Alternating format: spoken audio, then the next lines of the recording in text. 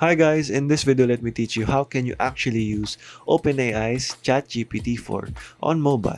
So let's get right into it. So go over to your Play Store or App Store depending on what phone you have and install Microsoft Edge web browser.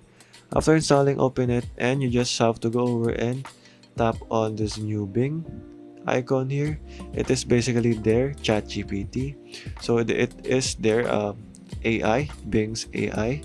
So it utilizes ChatGPT 4 or OpenAI's GPT-4, and you can use this for free.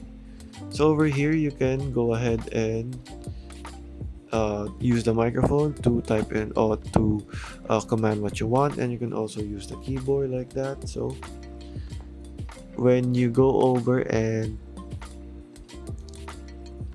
input what you want here, it will answer you using the latest GPT-4 technology.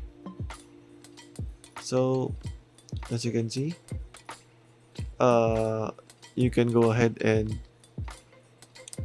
customize or go ahead and choose what you want here that utilizes the technology. So in here guys, you just have to explore this on what you want, and there guys. So that is how you can use ChatGPT 4 or GPT-4 on mobile. So thank you for watching guys, and goodbye.